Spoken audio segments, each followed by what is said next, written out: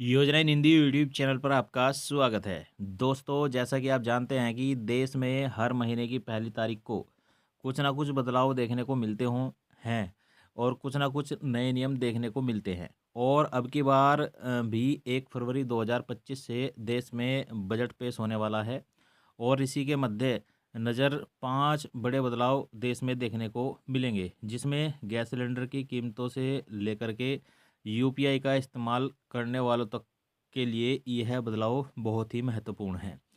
तो ऐसे ही 5 बदलाव हम लेकर आए हैं, यानी कि 5 नए नियम लेकर आए हैं जो 1 फरवरी 2025 से लागू होने वाले हैं। और इन नियमों से आपकी जेब पर क्या असर पड़ेगा और क्या नहीं पड़ेगा, सब कुछ जानकारी आपको इस वीडियो के माध्यम से देने वाले हैं। तो चलिए वीडियो में आगे बढ़ते हैं। लेकिन उससे पहले अगर आपने वीडियो को लाइक नहीं किया है तो लाइक करिएगा, चैनल पर नए आए हैं तो सब्सक्राइब भी जरूर करिएगा। तो चलिए बताते हैं स्टेप बाय स्टेप कि कौन से 5 नए नियम देश में 1 फरवरी 2025 से लागू होने वाले हैं। देखिए, पहला जो नियम है गैस सिलेंडर के दाम का है। हर महीने की पहली तारीख को देश में एलपीजी की कीमतों को रिवाइज किया जाता है।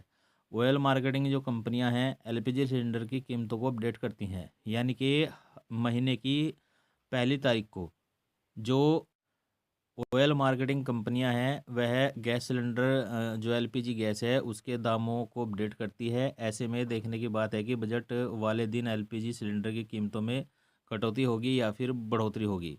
सिलेंडर की कीमतों में बदलाव का असर आम जनता की जेब पर पड़ता है। 1 जनवरी को ऑयल मार्केटिंग कंपनियों ने 19 किलोग्राम वाले कमर्शियल सिलेंडर का रेट घटा दिया था, यानी कि नए वर्ष 1 जनवरी पर जो कमर्शियल गैस सिलेंडर थे उनके रेट घटाए गए थे। अब की बार देखते हैं कि रेट घटते हैं या फिर बढ़ते हैं। चलिए यूपीआई का नियम देख लीजिए।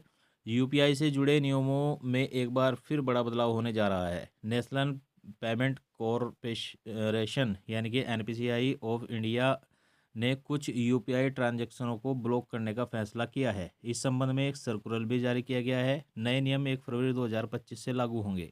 अगले महीने से 1 फरवरी से विशेष क्रेडिटर्स से बनी आईडी वाले लेन देन स्वीकार नहीं किए जाएंगे।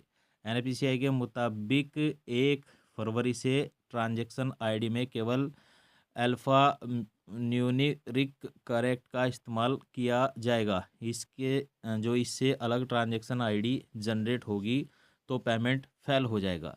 यानी कि यह बदलाव भी आपको 1 फरवरी 2025 से देखने को मिलेगा। महंगी हो जाएंगी कारें।